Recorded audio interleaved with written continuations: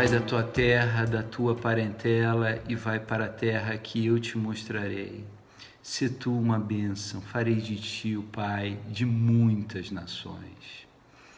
É assim que começa o chamado espiritual de Abraão. É um chamado que começa com uma promessa que aguarda o acolhimento do homem. Abraão é chamado pai da fé. Ele é designado nesse termo porque é por esse chamado transcendental, por essa voz interior que se impõe na experiência de Abraão de uma forma inequívoca, absoluta e imperativa, o homem se coloca a caminho e vai em direção a uma jornada rumo ao desconhecido, uma terra que ainda lhe será mostrada e uma descendência que lhe é prometida quando o homem já está velho, avançado em idade, casado com uma mulher que não lhe deu descendência alguma, uma mulher que na juventude era estéril e já madura na idade permanece estéril, com o peso da idade e da esterilidade. E é para esse homem que surge uma promessa transcendental. É assim que o monoteísmo entra na história da humanidade. Ele entra fazendo promessas e ele entra manifestando uma força transcendente, autônoma em relação aos ajustes humanos. A história de Abraão, sob esse aspecto, é a história da fé. É o início da fé na experiência existencial do homem. É óbvio que o homem antes, na própria cultura de Abraão, que era uma cultura suméria, já havia desenvolvido um sistema de crenças em divindades, e esse sistema nada mais era do que a composição ou a tentativa de personificação por parte da psique do homem, não apenas na cultura suméria, mas em outras culturas, tentativa de personificação dos elementos ou dos princípios transcendentes da vida, das forças que estão acima da capacidade do homem de criação.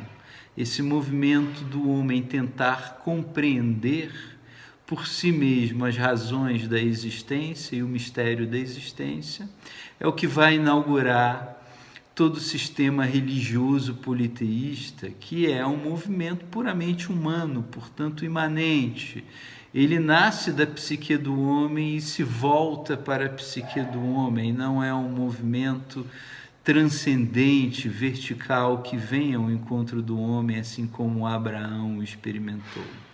Bom, Abraão é o pai da fé, e fé, essa palavrinha tão pequenina e tão poderosa ao mesmo tempo, ela se refere a uma atitude fundamental do ser humano, que é a atitude de abertura em direção ao espiritual. Portanto, fé é, acima de tudo, uma confiança a um chamado que o indivíduo sente como sendo superior à sua própria mente. Abraão deixa sua terra, Abraão deixa sua parentela, deixa suas referências geográficas, relacionais, familiares, culturais e se põe num caminho em direção ao desconhecido. Fé é a abertura, é receptividade a um chamado em direção a algo que ainda não se conhece, mas que se promete fazer-se conhecer enquanto o homem se coloca a caminho. Essa obediência, esse senso de abertura que é a fé, também é carregada de expectativas. Não existe uma fé sem uma autêntica espera. Na verdade, saber esperar é saber ter fé. Abrir-se é ter fé. Segurar na mão invisível de Deus e se deixar conduzir por ela, confiando nela, é ter fé. É acreditar que aquele que te criou há de te guiar ao longo da sua jornada existencial. É uma abertura consciente, afetiva e intelectual do homem em direção à providência. Fé é aquele cálice aberto que recebe o vinho da divindade e que conduz o homem no caminho da sua própria realização e felicidade.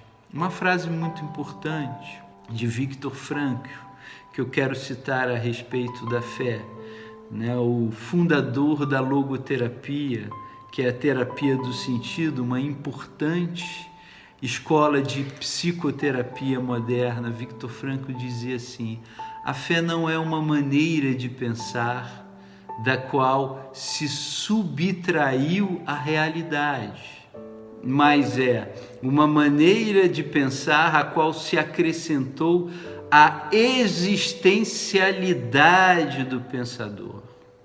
É uma compreensão extremamente lúcida a de Viktor Frankl, porque o pensamento moderno supõe a fé como sendo algo absurdo, algo que vai subtrair o significado da realidade, quando na verdade é o acréscimo do sujeito em sua própria existencialidade. A fé é algo que vem para dar sentido, significado, senso de propósito e de direção ao homem. É o homem caminhando para além dele mesmo, em direção a algo que ele desconhece, mas que contudo confia. É a abertura a um chamado superior. E mais do que isso, abertura a uma aventura de aprofundamento na via intelectual, no plano da inteligência humana, que ao abrir-se passa a inteligir o que está acima e além da própria inteligência. A fé, ao contrário de subtrair a inteligência ou a realidade diante da inteligência, ela favorece a inteligência em direção a uma realidade superior, portanto, supraordenada ao nosso mundo de sentidos e de experiências imediatas, em que o nosso intelecto é capaz de conceituar com certa facilidade. O intelecto, ele conceitua com facilidade os elementos da natureza. Ele forma conceitos a respeito das estrelas, das plantas, dos animais, do cosmos à sua volta. Ele dá nome a cada coisa.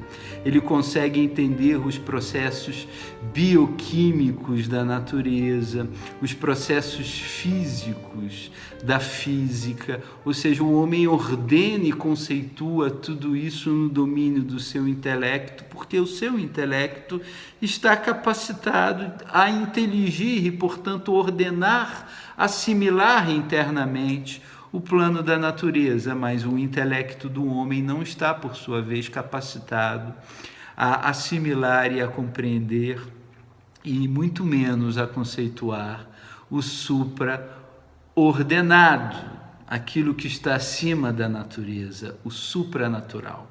Quando nós pensamos nas questões da espiritualidade, nós não temos como não pensá-las, senão a partir das lentes da fé.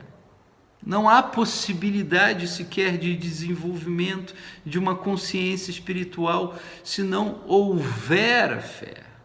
A fé precisa existir no coração do homem. A fé é o elemento fundamental e iniciador no diálogo do homem com o transcendente.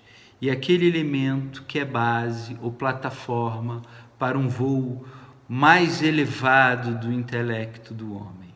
O homem que tem as asas da fé enxerga ou intelige a realidade numa perspectiva muito mais elevada. Sem a fé é impossível agradar a Deus, sem a fé é impossível se colocar em relação com Deus. Sem a fé é impossível assimilar o sagrado no coração. Sem a fé é impossível orientar-se para aquilo que realiza e estabiliza o caminho e a jornada existencial do homem. A fé supõe a inteligência, a fé não a sabota, como as filosofias modernas, materialistas e ateístas supuseram. Na verdade, essas filosofias são todas muito reducionistas, porque elas só admitem ver ou inteligir ou ser real aquilo que o olhar dessas filosofias alcança. Mas apenas o olhar da fé é aquele olhar que se lança para um mundo superior do espírito. Portanto, o desenvolvimento da consciência espiritual, o desenvolvimento da inteligência espiritual, o desenvolvimento da ascensão espiritual do homem não pode ocorrer fora da plataforma da fé.